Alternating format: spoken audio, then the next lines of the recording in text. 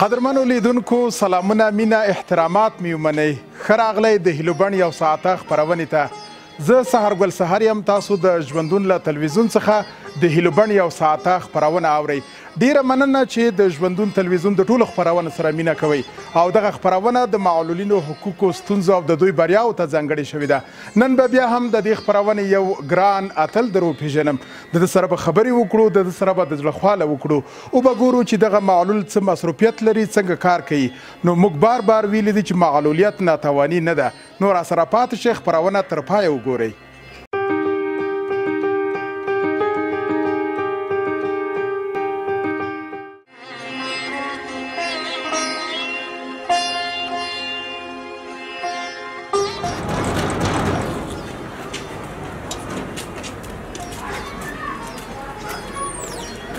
السلام علیکم.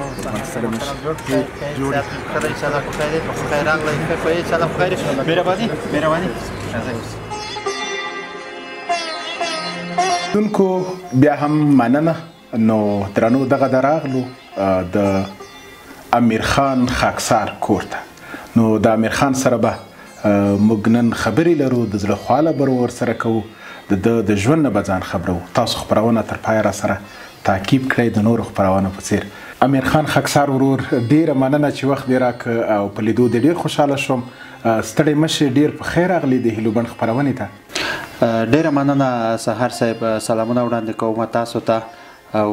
تاسو د تلویزیون ټولو لیدونکو ته په دې امید چې انشاءالله سره په خیر سره راغلی وای مونږ د غریبانه کور ته سهار صاحب لیدونکو د خاکسار پوره معرفت یا پیژندګلوي به په دې بیوګرافۍ کې تاسو وګورئ وابورئ چې خاکسار صاحب د کوم ځای ده بیرته راځو خپرونې ته چېرته مه ځئ راسره پاتې شئ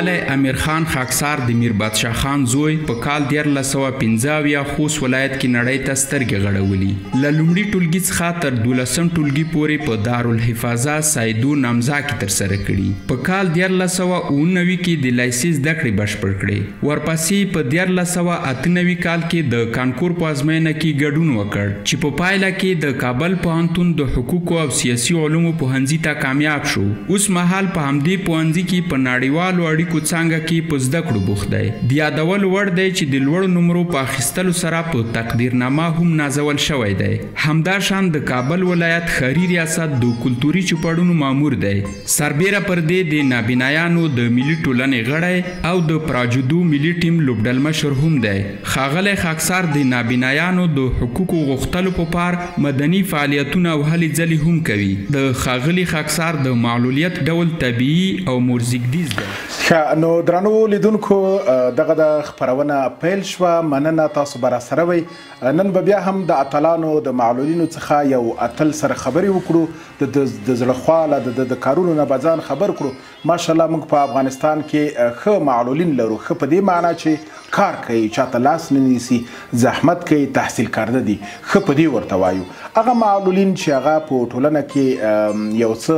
فقیر معلومیږي یا چاته لاس نیسي نو کچېرې دوی سره موکوي او دوی کولی شي هڅه دې وکړي چې د دې فقر د دې مشکلاتو نه ده په خپل قوت ځان خلاص کړي دوی ته زموږ د معلولینو یوازینی همدغه پیغام ده نو ډیره مننه خاکسار صاحب ماشاءالله اول خو ډیر تر او تازه ناست دي په دې دې خوشحاله کړم هغه معلولینو ته به هم یو ښایسته پیغام وي چې معلولین نظافت ته ډیر پاملرنه کوي یوه خبره چې نظافت د ایمان یوه برخه ده دا موږ ډېر اورېدلې ده پیل به یې له دې وکړو چې دا تحصیل مو څنګه وکړه تر دې ځایه څنګه راورسېدی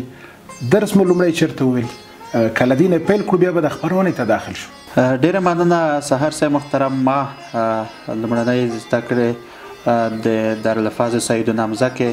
12 مې خلاص کړی دی او فعلا دپاره کابل پوهنتون کې پس د حقوقو علومو سیاسي ډپارټمنټ روابط بین الملل محصل یم خوشحاله اوسئ او افتخار کوو موږ په ډیرو خپرونو کې اتلان معلولین معرفي کړي دي پر دوی باندې ویاړو افتخار کوو په هغو باندې دا چې تاسو د سترګو نابینایي لرئ یا تاسو په سترګو څه نه وینئ خو بیا هم د ستاسو د زړه سترګې بنا دي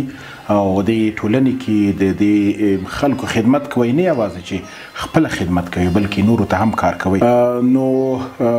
که تاسو په افغانستان کې په معلولیت خبرې وکړئ دا چې په نړۍ کې معلولین هم شته په افغانستان کې هم شته خو د افغانستان معلولین او د نورې نړۍ معلولین که دا سره پرتله کړو د دوی ژوند څه تیریږي په افغانستان کې د معلولینو پر وړاندې مننه سحر صاحب زه باید تاسو د سوال په ارتباط کې داسې وایم چې سحر صاحب متاسفانه ده چې په افغانستان کې د موږ داسې معلولیت لرونکي خویندې ورونه چې دي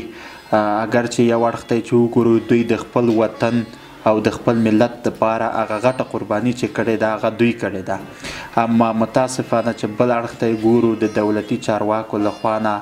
او په اجتماع کې د خلکو برخورد او دوی ته د هغه درس او تعلیم او دوی ته هغه امکانات متاسفانه نشته دي چې دوی وکړی شي په ښه توګه خپل ژوند په مخ ویسي نوره د جهان معلولین چې دي یا د نورو هیوادو معلولین چې دي په ټول جهان کې که د نورو هیوادو معلولین وګورو دوی ته هر څه امکانات شته خو زه د افغانستان د معلولینو چې یو شی چې هغه موږ تاسو دپاره ټولو ته داسې یو شی ده چې هغه د دوی هغه همت ده چې دوی کړی ده چې په دغه لږو امکاناتو چې متاسفانه موږ تاسو یې لرو دوی ماشاءالله اوس ډېر لوړو بستو کې کار کوي ډېر لوړ تحصیلات یې کړي دي او ډېر مختلفه حتی ورزش بخش کې تعلیم تحصیلاتو بخش کې په هر بخش کې خوشبخته ده چې دوی ځانونه رسولی دي خو دغه کوم ځانونه چې دوی دغه ځایو ته رسولی دي متاسفانه که 0% یا 10% ووایي چې د دولت یا د افغانستان د خلکو همکاري اما 80% دوی هغه خپله قوي همت ده چې دوی لري او کړی ده ښه خاکسار صاحب د کمو امکاناتو خبره تاسو وکړه د تعلیم په عرصه کې تر کومه امکانات شته یا که نه شته هغې ته باید څه وشي او د حرفو په برخه کې چې یو کسب یو معلول ولري که په دې مورد راته وایي څومره امکانات ورته برابر دي تاسو د امکاناتو خبره وکړه مننه سحر صاحب محترم کوم امکانات ته چې ما اشاره وکړه هغه امکانات که راشو د تعلیم په برخه کې وګورو د زده کړو په برخه کې متاسفانه کم ځکه دي چې هغه امکانات مثلا موږ اوس په ټول افغانستان کې لرو لیسې مسلکي د نابینایانو دپاره هغه هم چې په کابل کې دی کابل کې هغه په داسې یو ساحه کې دی چې مثال هغه څو ترانسپورټي موټر چې لري هغه متاسفانه که اوس ووایي چې موږ په پلي چرخي کې یو نابینا ولرو هغه ځای ته دا امکان نشته چې هغه دلته راشي نو اوس په دومره یو هیواد کې لکه موږ تاسو چې دومره ډېر معلولین لرو خصوصا نابینانو بخش کې دغه یو مکتب ما په نظر هیڅکله کفایت نه کوي درسته ده یو اندازه کفایت کوي اما په ټولیز شکل هیڅکله کفایت نه کوي ځکه چې موږ تاسو معلولین په ولایتو کې فعلا دپاره حتی دومره خلک د دوی څخه مثلا آګاه نه دي چې یعنې یو نابینا یا یو معلول څه کولی شي څه نشي کولی متاسفانه موږ دغه ټول هغه شیان دي چې موږ په جامعه کې د هغه سره لاس و ګریوان یو او د عرفو بخش ته که راشو مثلا معلولینو دپاره معلولین کولی شي موږ د لیسې مسلکي کې دلته یو بخش لرو چې مثلا بورسازي وه یا همداسې د 19 طبقې دپاره لباسو ګنډل و خیاطي و نو دغه امکانات په دغه دومره ډول نه دي یا دومره ډیر نه دي چې متاسفانه د ټول افغانستان هغه معلولینو ته د دوی بسنه وکړي ډیر نسبي ډیر کم دي چې بس هغه موږ ته بسنه نه کوي او غوښتنه مو دغه ده د موږ د حکومتي چارواکو نه او د موږ د ملي تجارانو نه جامع جهادي نه چې دوی موږ ته دغه امکانات فراهم کړي تر څو موږ وکولی شو هغه قرباني که موږ وطن ته د خپل د بدن د اعضا په بدل کې ورکړې ده هغه قرباني موږ نن غواړو چې دغه په ځای یو بل افتخار په د خپل معلولیت کې خپل وطن ته وکړی شو چې افتخارات راوړو او بریاوې راوړو یو خو موږ نارې وهو غواړو چې دا دې وشي دا دې وشي که په غونډو کې او که دولت موږ ته غونډې جوړې کړي دوی هم وایي چې دا دې وشي دا نه دي شوي دا مو کړي دي اما هغه کارونه چې نه دي شوي د معلولینو لخوا څنګه حرکت وشي یو خو غږ پورته کوو خو غږ مو څوک نه اوري د کومو لارو نه کار واخلو چې دا غږ مو واوري، هغه څه چې زموږ په دولت حق ده یا په دې خلکو زموږ حق ده هغه راکړي. او بله د دې په څنګ کې دا خبره چې نړیوال موسسات دلته فعالیت کوي د معلولینو لپاره، څومره دا شفاف دي، څومره پر ځای دوی ته کار کوي؟ ډیره مننه سهار صاحب محترم، تاسو دوه ډیرې ښې موضوع ته اشاره وکړه. زه غواړم چې تاسو د اول سوال په ارتباط ووایم چې متاسفانه تاسو خبر حقیقت ته موږ لاریونونه وکړل، موږ ګرد حمایه جوړې کړې په دې دلیل چې موږ وویل چې حکومتي چارواکي جامع جهاني باید موږ غږونه واوري چې متاسفانه دوی هغه شعارونه ورکوي او نور خپل غوږو کې مالوچې ایښي دي، موږ تاسو غږ له دې لارې وانه اورېدلی شو. اوس د ما په ټولو هغه معلولینو ورونو چې دوی امکانات په لاس کې لري، که غواړي چیرې چې دوی غږ واورېدلی شي، حکومتي چارواکي او جامع جهاني دوی غږ واوري، نو دوی باید راشي خپل هغه وړتیاوې چې لري، هغه خپل کوم امکانات چې په لاس لري یا کوم شاکارۍ چې دوی کړي، وظیفې اجرا کړي، تحصیلات کړي دي، مثلا خدمات جامعې ته مثلا ورکړي دي چې په هر بخش کې دي، راشي د رسنیو د لارې د خپل هغه غوښتنې مطرح کړي. ځکه چې موږ تاسې د افغانستان ملت چې دی تر اوسه پورې دا خو په کار دی وزارت شهدا او معلولینو ته چې دوی باید په دې هکله د معلولینو په هکله سیمینارونه دایر کړي تر څو چې خلک دوی د هغه شخصیت نه دقیقه هغه ولري، خبر ولري چې یعنې د معلولین خلک داسې فکر کوي چې یو ناتوانه خلک دي. نو زه غږ مې ټولو هغه معلولینو ورونو ته چې تاسو د تلویزیون د طریقه د ما غږ اوري، زه دوی نه مې غوښتنه دغه ده چې راشي د وحدت لاسونه سره ورکړي، خپل غږ د رسنیو د لارې پورته کړي، خپل هغه وړتیاوې، خپل هغه کوم کارونه چې دوی کړي، تحصیلات په هغه نشته امکاناتو کې، ډېر کم امکاناتو کې دوی لري، تر څو چې خلک په دې باندې پوه شي چې یو معلول څه کوی شي، آیا د نورو افرادو په پرتله دوی څومره وړتیا لري. راځي چې خپله وړتیا ده جامع جهاني ته، خلکو ته، د افغانستان ملت ته دی ور وښیي. کیدای شي چې دغه له طریقه موږ تاسو وکړی شو چې هغه خپل غږ تر دغه خلکو ورسوو چې دا معلول چې په غوږو کې ایښي دي. او د تاسو سهار صاحب د دویم سوال په ارتباط درته ووایم چې تاسو یادوري وکړه چې دلته خارجي موسسات چې فعالیتونه کوي آیا دا شفاف دي که نه دي. نو په دغه ارتباط درته ووایم چې متاسفانه په افغانستان کې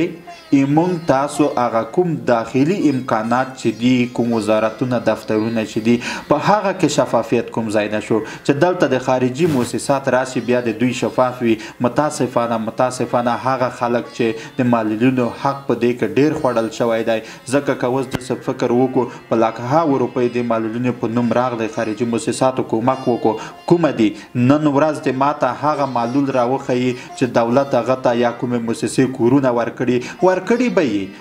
به یې، زه نه وایم، اما متاسفانه هغه د دې دپاره ورکړي چې هغه دوی هغه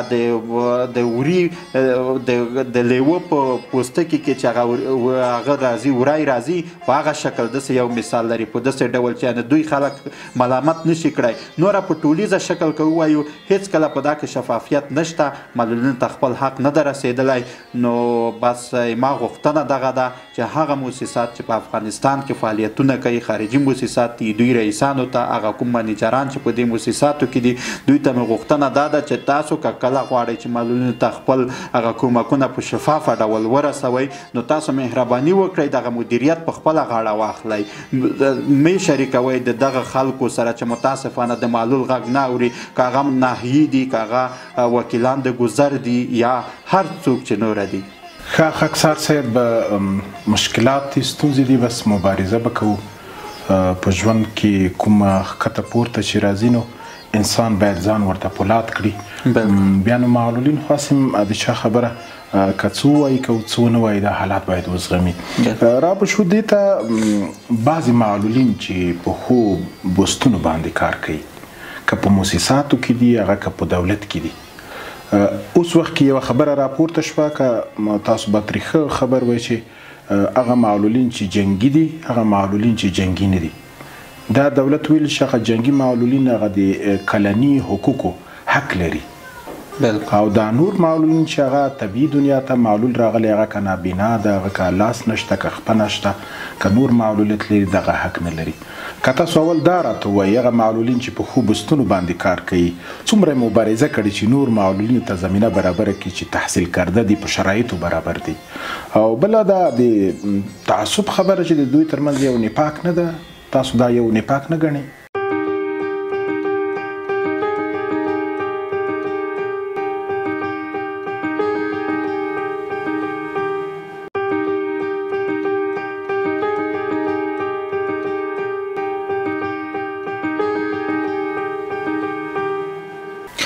ډېر مننه سحر صاحب.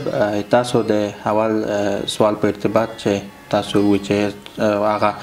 معلولین چې په جګو پوستو کې په دولتي یا غیر دولتي پوستو کې کار کوي هغه خو اول خو باید دا ووایو چې معلولین په هغه سطحه په جګو پوستو کې دي نه لکه په کومه سطحه چې موږ ته په هغه قانون کې چې موږ ته حق راکولی شوی د هغه 3% ده. په هغه وجه نه ده، هغه فقط یو رنګ ده د کاغذ په مخ، نوره شی پکې شتون نه لري هغه قانون. بس سترګې به نه پټوو ځکه چې دا د ټولو ایما غږ د ټولو د افغانستان د معلولینو غږ ده. او خو هغه چارواکي چې تاسو وایي چې په معلولین دي او په پوسټو کې کار کوي څومره هغه امکانات متاسفانه چې باید مونږ د دوی څخه توقع لرله هغه موږ ته نه دي مهیا کړي. موږ ته هغه امکانات نشته لکه کومې وعدې چې دوی کړې وې په خپلو وعدو باندې دوی ولاړ نه دي. او غوښتنه مې دوی نه دغه ده چې موږ ته ډېر کله غواړي چې معلولین د دغه فقر و بیچارهګیو بدبختۍ نه وځي، نو هغه معلولین خویندې یا ورونه چې په دولتي پوستو یا غیر دولتي پوستو کې په خارجي مؤسساتو کې کار کوي د معلولینو په نوم، نو دوی نه مې غوښتنه دغه ده چې دوی په هغه ډول چې هغه حقیقي ډول باندې وي راشي دغه قشر ته خدمت وکړي، معلولینو ته خدمت وکړي. ما په خبرو کې په اول کې وویل چې هغه ډېر دردېدلي هغه رښتیاني قرباني چې ورکړې ده د افغانستان ملت دپاره د افغانستان خاورې دپاره هغه معلولین دي. نو هغه ورونه چې معلولین چې په جګو پوستو کې کار کوي باید دوی دغه غږ تر چارواکي ورسوي. تر کومه حده چې مثلا دوی امکانات په لاس کې لري هغه دوی په اختیار کې کیدي. د ټولو نه مهمه دوی ته د درس او تعلیم زمینه مساعد کی چې دا ډیره سخته خبر ده. او دویمه چې هغه د کار مسله ده چې په قانون کې 3% سهمیه لري. متاسفانه موږ تاسې 3% سهمیه لرو چې اوس په 0.3% معلولین موږ تاسو نه لرو په دولت کې. نو دغه مې غوښتنه ده. او د دویم سوال په ارتباط چې تاسو وایي چې هغه تبعیض چې دولت رامنځته کړی ده په معلولینو کې، متاسفانه اوس به ووایو چې اول به راشو د اسلامي بخش نه چې معلولیت یو څه دي چې د الله پاک لخوا نه موږ تاسو ته راپېښېږي، خو موږ تاسو د الله بندګان یو د باید په هر حالت باندې شکر وباسو. نو الله پاک چې د خپل بندګانو په منځ کې فرق نه وي راوړی، که هغه معلولین وي که هغه جوړ وي، ټولو ته یو شان حقوق ورکړي دي. درسته ده چې دی به معلول وي اما حقوق هم یو رقم ته دي، په یو اندازه دي. نو دولتي چارواکي که کله دغه حرج مرج رامنځته کوي خو را دې شي دوی دغه په مقابل کې چې کلنیز حقوق طبیعي معلولینو ته مثال چې مادرزاد دي یا د مریضۍ له امله دي دوی ته یې نه ورکوو. مهرباني دې وکړي کوم امتیاز بدون د دې نه تاسو دوی ته ورکړی ده هغه دې موږ ته راوښیي چې موږ دا خبر ورسره ومنو. که نه دا اضافي خبرې دي، دا معلولین حق لري، د دې وطن بچیان دي او هغه ټول فامیلونه لري، هغه لونه زمن لري. نو حکومتي چارواکي باید داسې ونه کړي. خیر موږ خو اوس هغه د عامه اصطلاح په هغه عمر هم خوړلی دی، اما موږ اولادونه لرو، موږ معلولین، موږ فامیلونه لرو. موږ ته باید په داسې یو شکل باندې په داسې یو زمینه کې باید امکانات وي چې موږ هغه اولادونه درسونه ووایي. دا په ټوله کې خصوصا د کلنیز حقوق په ارتباط باندې درته وایم چې دا ډېر یو غلطه خبر ده، ځکه ما پاشه وایي دا معلولین د په خپل منځ کې یو نوع تبعیض راځي او د حکومت سره کوم امتیازات دوی د موږ ته راوښیي چې دغه د په مقابل کې راکوي، بلکل هم صحیح ده، موږ یې نه غواړو ترې. اما که داسې وي چې تاسو هغه معلول څه هغه تحصیلي امکانات نشته او څه هغه 3% سهمیه په دولت کې تاسو نه ورکوئ چې کار وکړي او دغه د کلنیز حقوق هم ځان تاسو پې قطع کوئ نو دې ته تاسو خپله انصاف وکئ خپله فکر وکئ که اوس راسو یو رئیس وګورو 2-3 لکه یې معاش دی 50-50 تر 100 باډیګاردان دي اما یو معلول چې 50,000 معاش اخلي یا 60,000 معاش اخلي دغه تاسو پې قطع کوئ دا خو ډېره ناجایزه ده دا خو ډېره ښه خبر نه ده ځکه دا دې وطن بچیان دي دې وطن دپاره خیر دوی به خدمت نه وي کړی اما داسې هم نه ده چې دوی باید موږ د خپل جم نه د خپل صف نه بیخي وباسو دا زه دې خبرې ډېر کلک مخالف یم چې دا کار باید ونه شي باید معلولینو ته کتنه وشي معلولین باید په نظر کې ونیولی شي دوی فامیلونه یې دوی آینده یې دوی اولادونه چې دا به په څه ډول خپل ژوند مخکې بیایي دې ته باید دولت ډېره کلکه توجه وکړي. ښه لیدونکو تاسو د ژوندون له تلویزیون څخه د هیلو بڼ یو ساعته خپرونه اورئ چې په دې خپرونه کې موږ اتل معلولین معرفي کوو یا د دوی د ژوند نه تاسو خبرو. نن را سره خپرونه کې تکړه اتل معلول امیر خان یا امیر خاکسار سره د لدنه ډیره مننه دی د خوشحاله ماشاءالله تر او تازه ده او درنو یو ډیره پخوانۍ سندره را یاده شوه شین د ګوړې چای به مې جانان ته غنم لاو کې وړم او یار مې چیلم کش ده تمباکو ورته پلاو کې وړم نو دغه د تمباکو او چیلم مې نه خوښېږي د ګوړه مې خوښېږي دا مې په دې چې پورې درنو وویله چې ما او خاکسار به چای هم څکو او خبرې هم کوو. نو خاکسار صاحب لومړی خو تا میلمه پالنې نه ډېره مننه ژوندی اوسئ سهار را به شو دا چې تاسو د سترګو معلولیت لرئ تاسو په دې برخه کې کار کوئ او تاسو پوهیږئ په دې ستونزو نو هغه آلې چې دوی کاروي هغه معلولین چې هغه نابینایان دي په افغانستان کې څومره پیدا کیږي ورته کار شوی څومره ورته ضرورت ته کومې آلې دي چې د تعلیم په برخه کې استعمالوي په خپل ورځني ژوند کې چې مخته ځي په هغې استعمالوي کوم شیان شته کوم نشته که په دې مورد راته ووایي. مننه سهار صاحب بس دا چې تاسو راغلی د مونږ کور ته تاسو نه ډېره مننه خیر اوسئ بس دا خو مونږ تاسو یو هغه رسم و رواج هغه دود ورته وایي که څه ورته وایي چې هغه وایي چې یو سړی خارج ته لاړو وایي چې هر څه یې پرې خوړلي وو وایي چې کله یې چای نه و ورکړی وایي چې آخر کې ورته ویلي وو چې یک چای داده نتو نیستی که څه خو یې ورته ویلي وو نو دا چای تاسو کاش ما وکولی شم تاسو ته ډېر خدمت وکړم او را به شوي تاسو سوالونو ته چې تاسو وایي چې هغه آلې چې نابینایان کاروي یعنې په افغانستان کې هغه که په تعلیمي برخه کې وي یا په روزانه ژوند کې وي د دوی څومره هغه آلې شته هغه متاسفانه سهار صاحب چې اوس که روزمره ژوند ته وایي چې موږ ګشت ګزار کوو هغه دغه اساوي دي چې مثلا موږ هغه ته ډېر ضرورت لرو ځکه چې هغه موږ ته دومره کار راکوي لکه هغه 10 نفره ده چې په څنګ کې روان وي 10 نفرو نه زه هغه یو اسا ځان ته بهتره ګڼم چې د ما سره وي ځکه زه په خپل اختیار باندې وم چې متاسفانه هغه که اوس وګورو که خارجي موسسات راوړي هغه هم وابسته په یو نهاد پورې یا په یو NGO پورې وي یا په یو دفتر پورې وي چې هغه معلولینو ته رسیږي چې هغه د دوی سره اړیکې ولري یا مثلا دوی سره درس وایي یا دوی سره هغه وي چې هغه موږ ته په ښار و بازار کې نه پیدا کیږي زموږ ملي تجاران زموږ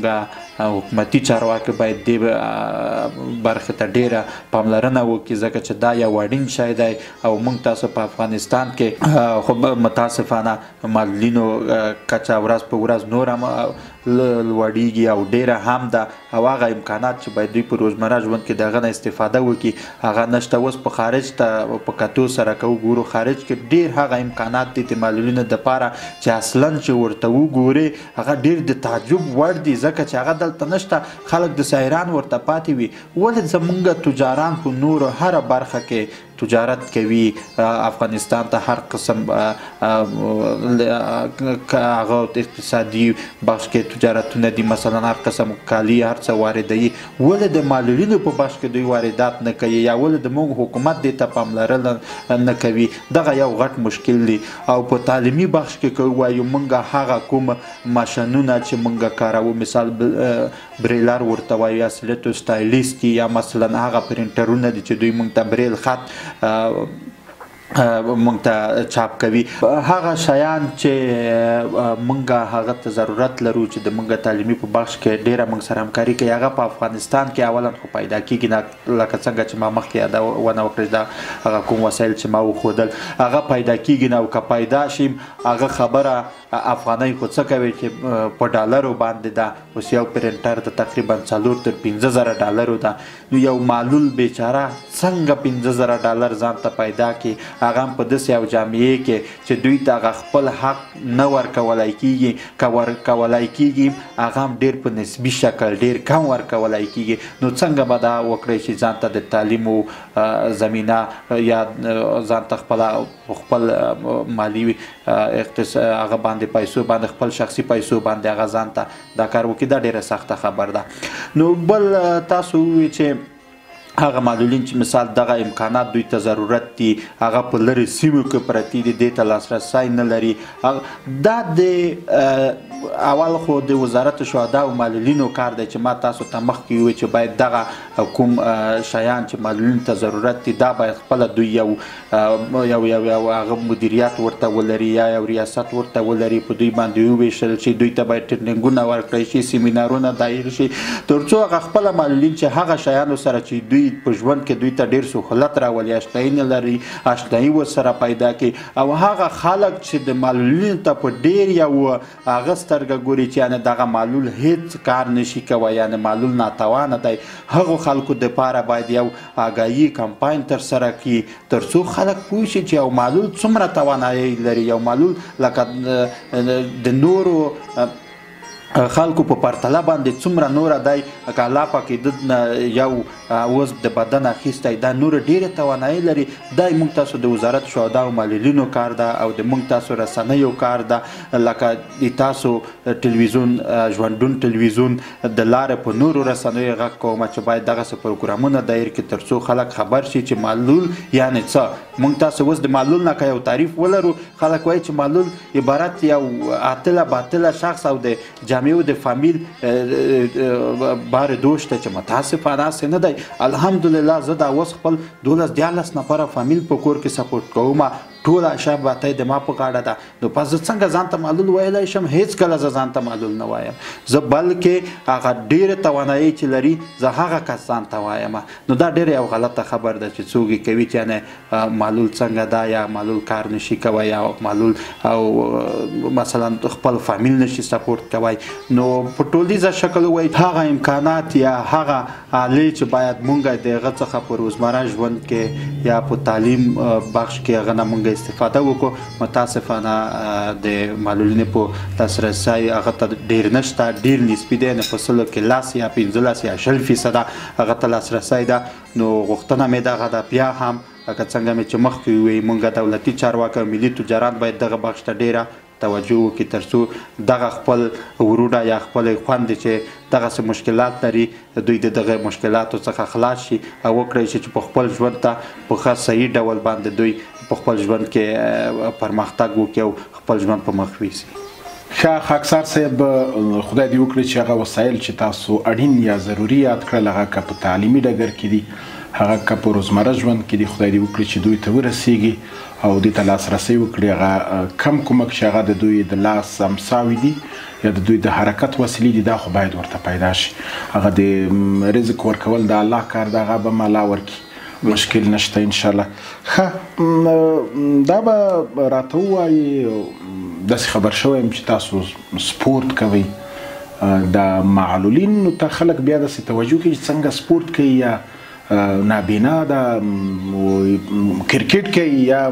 مثلا بله لوبه کوي، دا څنګه ویني څنګه نه ده؟ تاسو د څه شي سپورت کوئ یا کومې لوبې دي چې معلولین یې کولی شي او دوی پکې مصروف یې ذهناً جوړي؟ بالکل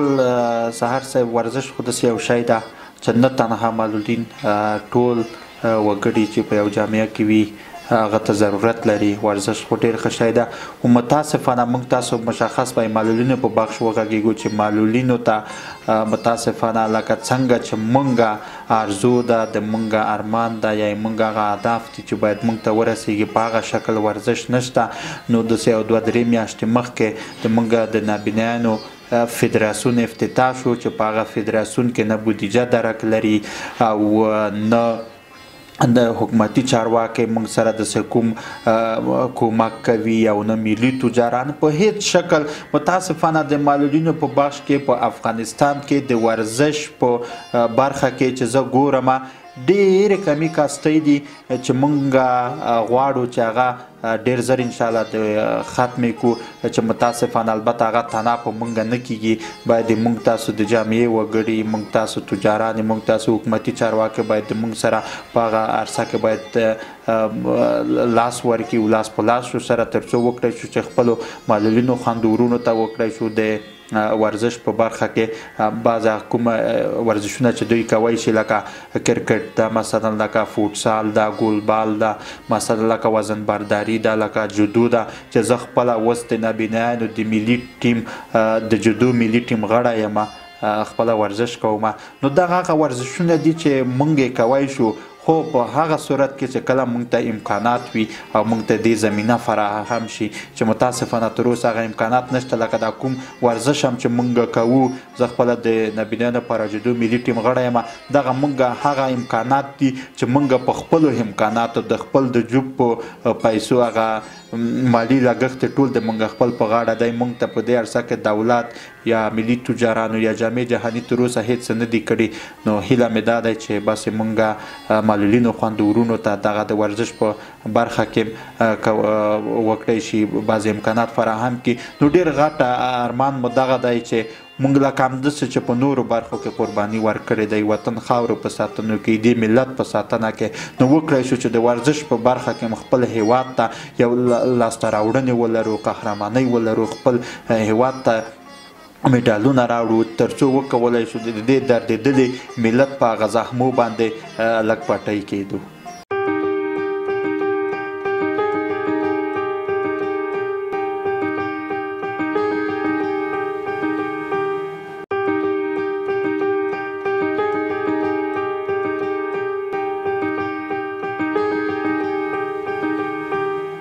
خاکسار صاحب هم مننه نو افتخار کوو په داسې معلولینو چې هغه خپل صحت ته هم پاملرنه کړي د ورزش له نګاه نه یا د ورزش له لارې یو خو د دوی صحت جوړیږي او بله خبره دا چې د دوی هغه ذهن فعال وي او دوی په یو څه شي باندې مصروف وي دا ډېره ښه خبره ده نو ژوند دې غواړو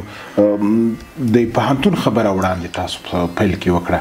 دغه د پوهنتون درس چې تاسو هلته ځئ تاسو نابینایانو ته ځانګړی درس ورکوي کابل پوهنتون کې ځان ته یو بخش لري که د نورو هغه خلک چې هغه نابینایان نه دي روغ خلک دي د هغو سره په یو صنف کې کینئ تاسو څنګه درس وایي بیا چې کله همغلته ځئ د دې ځای نه حرکت کوئ پاس خیژئ یا زینې یا تکلیف دا کوم زحمت نه ده تاسو څنګه کوئ چې دا درس وایي مننه سهار صاحب محترم سهار صاحب مونږ چې کله پوهنتون ته ځو چې متاسفانه باید په هغه شکل چې مونږ ته هغه د درس زمینه په پوهنتون کې مهیا وي په هغه شکل نشته مونږ د نورو بنا افرادو سره په صنف کې یو ځای درس وایو مونږ ته کوم ځانګړی صنف نشته چې مونږ په هغه کې تنها معلولین وي چې متاسفانه دغه د مونږ تاسو دپاره یو غټ چالش ده یو غټ مشکل ده د مونږ دپاره د معلولینو دپاره ډیره سخته خبر ده ځکه چې هغه کوم معیار باندې چې مونږ باید درس وایو هغه بریل خط دی یا مثلا کمپیوټر دی چې مونږ باید پکې ټایپ وکړو یا بریل خط وي چې استادان په هغه باندې کامل تسلط ولري بالکل دا خبرې نشته نو دغه موږ دپاره ډېر غټ مشکل ده خو الحمدلله لکه هغه کومه توانایي چې الله پاک موږ ته په نظر کې نیولې ده یا یې موږ ته راکړې ده د الله پاک نه ډېر شکرګزار او ډېر سپاسګزار یم ځکه چې هغه توانایي په موږ کې شته چې موږ وکړی شو د نورو بنا خلکو سره هلته خپل درسونه په مخ ویسو نوره په ټولیزه شکل په لاره کې یا مثلا صنف ته ختل مشکلات شته ځکه موږ تاسو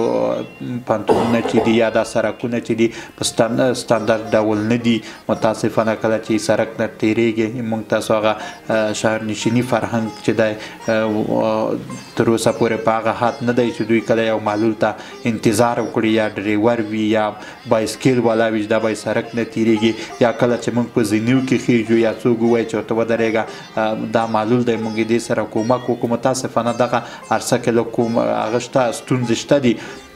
خو په ټولیزه شکل درته وایم چې مونږ الحمدلله هیڅ مشکل نه لرو خیر که مونږ باندې څومره سختۍ راځي مونږ تاسو بیا هم هغه خپله سختي په غاړه اخلو او خپل همت د لاسه نه ورکوو، درس وایو، ورځو، همغه بینیانو په منځ کې درس وایو، الحمدلله ښې نمرې هم ترلاسه کوو چې تر اوسه پورې زه خپله کابل پوهنتون کې مې دا څومره وخت درس ویلی ده په قدر کې دي، ما نمرات ټیټ شوي نه دي. نو زه ډېر شکرګزاره یم د خپل خدای نه چې موږ ته یې داسې یو ذهن راکړی دی. نوره په ټولیزه شکل چې وګورو امکانات نشته دي، متاسفانه مشکلات ډېر لرو. په دې امید چې موږ چارواکي دې اړخ ته لږ توجه وکړي، ځکه چې درس هغه یو بنیادي کار دی د یو معلول لپاره. که کله غواړي چې یو معلول د معلولیت نه ووځي او ځان وباسي، هغه درس دی. نو غوښتنه مې هم دا ده چې خپل معلولینو خویندورونو ته چې دوی هغه شی چې دوی د ناتوانۍ یا هغه معلولیت یا هغه علت نه چې لرې کوي، هغه درس و تعلیم دی.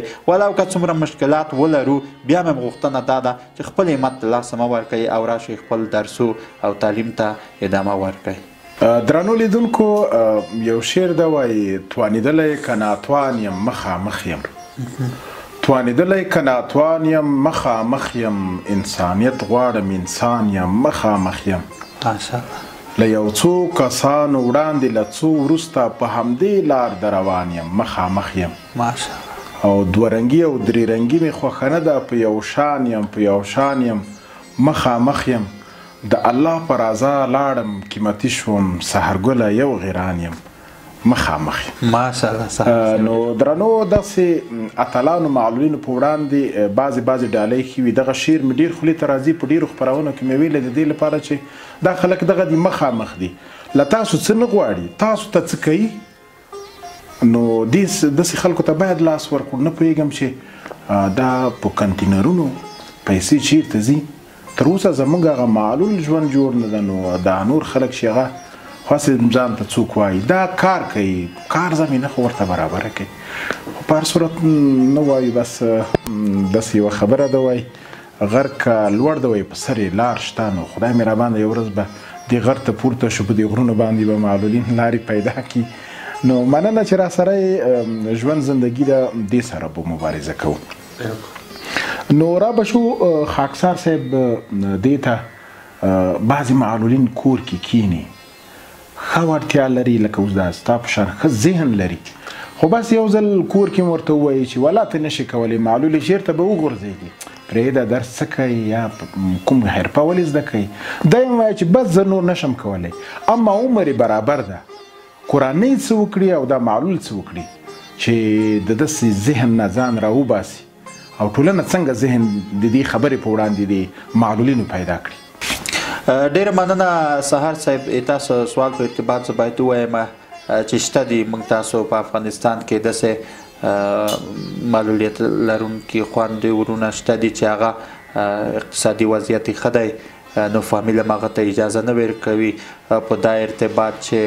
دا به والا که ووځي بیرو یا به یې موټر ووهي یا به څوک مثلا دې ته څه ووایي یا به چېرته ولویږي. خو ایما پیغام هغه فامیلو ته او هغه معلولیت لرونکو خویندو ورونو ته دغه دی چې تر کله به موږ تاسو بل ته لاس نیولی وي. راځئ چې موږ تاسو په خپل ځان ته یو څه وکړو. موږ تاسو آینده لرو، موږ تاسو بچیان لرو، موږ تاسو ژوند لرو. تر کله به موږ تاسو فامیل سپورټ کوي؟ تر څه وخته؟ دغه د دنیا ژوند خو داسې دی چې نن به وي او سبا به نه وي.